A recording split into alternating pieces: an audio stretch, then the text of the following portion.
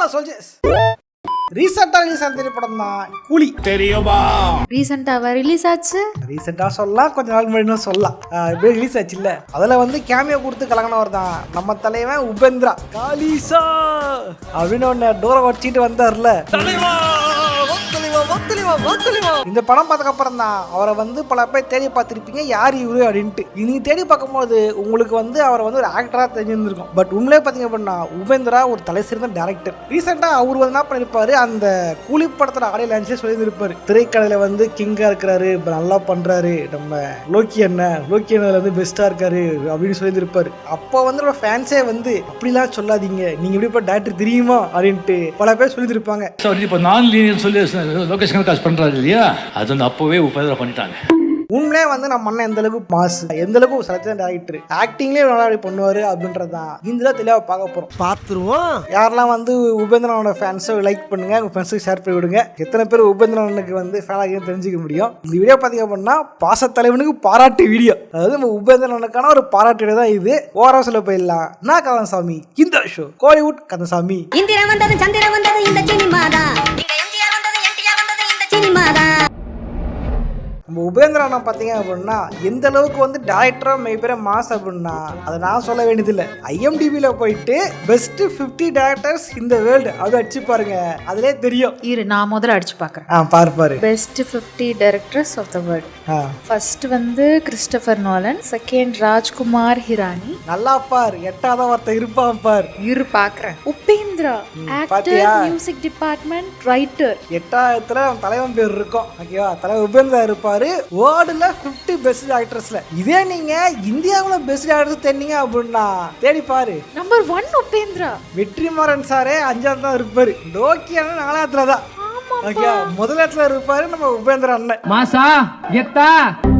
உபேந்திரா பார்த்தீங்க அப்படின்னா அவரோட லைஃப் வந்து எடுத்த உடனே வந்து ஒரு நெப்போ கிட் மாதிரி உட்காந்து வந்து நான் தான் டைரக்டரு, நான் தான் ஹீரோ, ஓகே நான் தான் பாட்டு போடுவேன், அந்த மாதிரிலாம் இறங்கலை. அவர் வந்து ஒரு காமர்ஸ் ஸ்டூடெண்ட் தான் வந்து உபேந்திரா. இப்படியா சினிமாக்குள்ளே போயிடணும், சினிமாவில் சாதிக்கணும் அப்படின்னு ஒரு ஆசை அவருக்குள்ள இருந்துச்சு. அதுக்காக என்ன பண்ணாரு அப்படின்னா எப்படிலாம் சினிமா நுழைய முடியுமோ கஷ்டம் நுழைஞ்சிருப்பாரு. அதுக்காக பார்த்தீங்கன்னா வந்து எடுத்த ஹீரோ நடிப்பேன், எடுத்த டேரக்டர் ஹீரோ தான் அப்படிலாம் அவர் போகலை.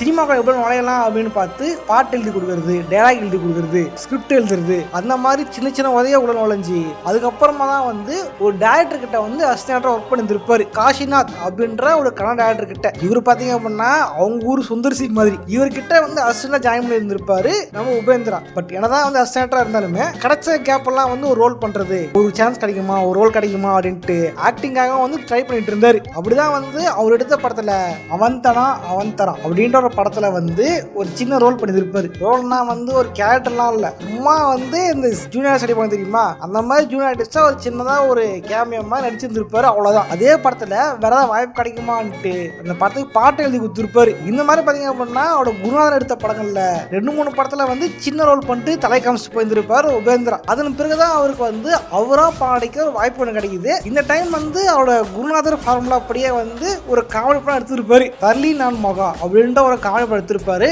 அந்த படமே வந்து ஒரு லிட்டா இருந்திருக்கும். அப்புறம் என்ன அந்த படம் ஒரு லிட்டா ஆயிடுச்சு, இதுக்கப்புறம் தொடர்ந்து காமெடி படமே எடுப்போம், அடுத்த குருநாதர் மாதிரி நம்ம அடுத்த ஒரு பேர் பிடிப்போம் அப்படின்னா இல்ல. உபேந்திரா பாத்தீங்க அப்படின்னா அங்கிருந்து அவரோட ட்ராக்கை வந்து வேற மாதிரி கொண்டு போனாரு. அங்கிருந்தா உபேந்திரனா யாரு அப்படின்னு காட்ட ஆரம்பிச்சாரு. அவர் 2வது படம் தெரியுமா, காமெடி படமோ குடும்ப படமோ இல்ல, ஒரு பேய் படம். அதுவும் படம் வந்து ஒரு பங்களாக்கிற பேய் பத்தின கதை, ஓகேவா? என்ன பண்ணிருக்காரு, நிஜமாவே அம்மா நிச்சயமா ஒரு பங்களா எங்க இருக்கும் அப்படின்னு பார்த்து அங்க போய் படம் எடுத்திருக்காரு. அந்த படம் எடுத்து இந்த ஹவுஸ் ஓனர் இருப்பாங்க தெரியுமா, பங்களா ஓனரு, அவன் மச்சான் வந்து காணாம போயிட்டாரம்மா, அந்த பங்களாதான் அம்மானுக்கு சேர்க்குது அப்படின்ட்டு வேணும் அந்த படத்தை அந்த இடத்துக்கு போய் படம் எடுத்திருக்காங்க. அந்த படம் பார்த்தீங்கன்னா பயங்கர ஹிட் ஓடி இருந்திருக்கு. அப்புறம் என்ன பேய் படம் ஓடிடுச்சு, அடுத்து இன்னொரு பேய் படம் எடுப்போம், பார்ட்டி எடுப்போம் அப்படின்னு எடுத்தாருன்னா அதுதான் இல்ல. அடுத்த அவர் எடுத்த திரைப்படம் தான் வந்து ஓம். இந்த ஓம் படம் பாத்தீங்க அப்படின்னா ஒரு கேங்ஸ்டர் படம், ராவான ஒரு கேங்ஸ்டர் படம். இந்த படத்துல ஹீரோ யாரா அப்படின்னா ஜெயலலிதா படத்துல வந்து பாத்திருப்பீங்கல்ல, அங்க 3வது ஒருத்தர் இருப்பான் பார், மாசம் என்ட்ரி கொடுத்துறா தெரியுமா, சிவராஜ்குமார். அவர் தான் வந்து படத்துல ஹீரோ. அவர் அப்பவே வந்து அந்த டைம் வந்து பெரிய ஹீரோ தான், ஓகேவா? அந்த டைம் புதுவா பாடுப்பாங்க அப்படின்னா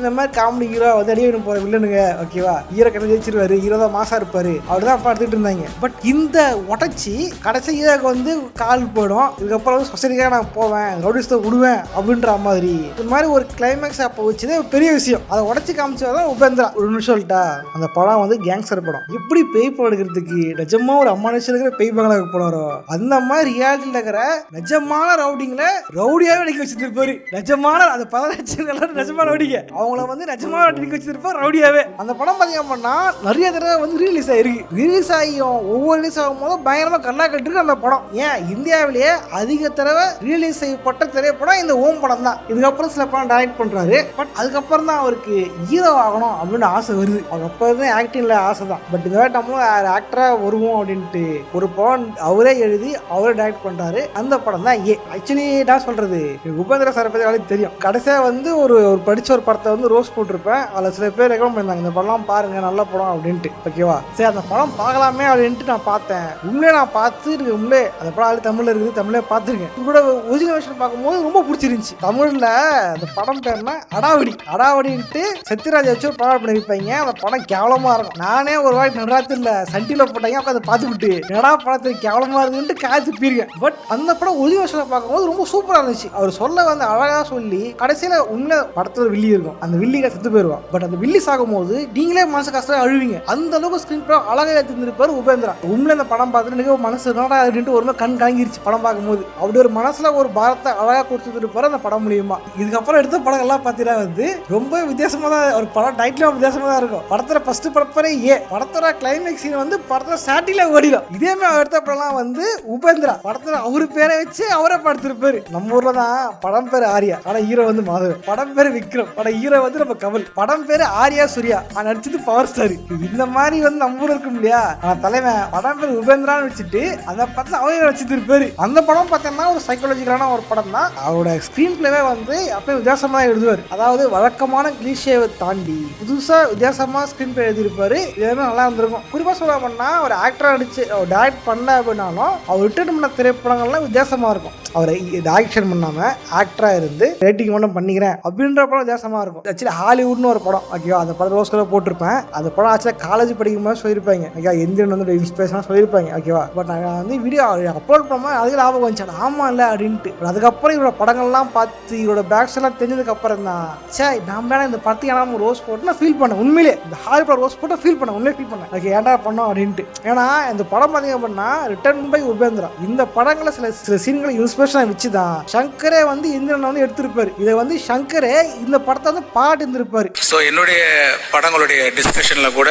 அதை நான் ரெஃபர் பண்ணியிருக்கேன். உண்மையில பார்த்தீங்கன்னா சங்கருக்கு மட்டும் இல்லை, ஏகப்பட்ட டாக்டர்ஸுக்கு உபேந்திரா வந்து ஒரு இன்ஸ்பிரேஷனாக இருந்திருப்பார். ஏன் பிரசாந்த் நீல் தெரியும் இல்லையா, நம்ம கேஜிஎஃப் எடுத்தாரு, கேஜிஎஃப் 1 கேஜிஎஃப் 2 சலார் எடுத்தாரு இல்லையா, அவருக்கே வந்து இன்ஸ்பிரேஷன் வந்து நம்ம உபேந்திரா தான். இது அவரே வந்து மேலே சொல்லியிருந்திருப்பாரு. If you want me to go back to that era, then there's nobody bigger than Upendra sir. இதே மாதிரி தான் காந்தரா டைரக்டரான ரிஷப் ಶೆಟ್ಟಿ பார்த்தீங்க அப்படின்னா தன்னோட இன்ஸ்பிரேஷன் உபேந்திரா அப்படின்னு சொல்லியிருந்திருப்பாரு.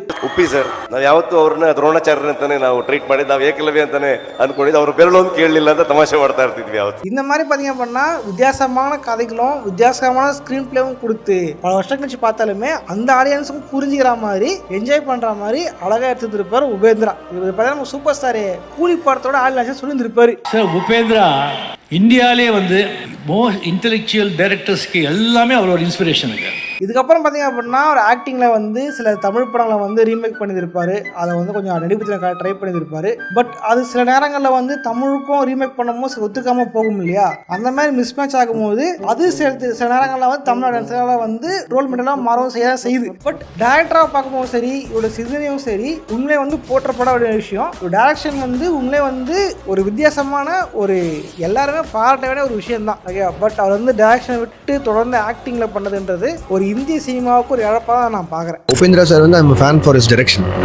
தொடர்ந்து டேரக்ட் பண்ணியிருந்தாரு அப்படின்னா கண்டிப்பாக அவரோட படைப்புகள் நிறைய படம் கிடச்சிருந்துருக்கும். கடைசி ரிலீஸ் ஆன யூஐ படம் பார்த்தீங்க அப்படின்னா எனக்கு பெருசாக பிடிக்கல. ஏன்னா என்ன சொல்கிறது, இந்த மாதிரிலாம் படம்லாம் பார்த்துட்டு ரொம்பவே நான் வந்து என்ஜாய் பண்ணேன். பட் இந்த படம் பார்க்கும்போது அவருடைய அந்த பழைய சாராம்சம் இல்லையோ அப்படின்னு நான் ஃபீல் பண்ணேன். ஸோ வந்து உபேந்திரனை பற்றி பார்த்துருப்போம், அவரோட பாராட்டு வீடியோ தான் இது. வந்து உண்மையே வந்து நான் சொன்னதுக்கப்புறம் இந்த படம்லாம் போய் தேடி பாருங்கள். அவர் டைரக்ஷன் பண்ண படம் நல்லா இருக்கும். இன்னும் நான் ஓம் படம்லாம் பார்த்து ரொம்ப நான் ஃபீல் பண்ணேன். நீங்களும் வந்து செக் பண்ணி பாருங்க.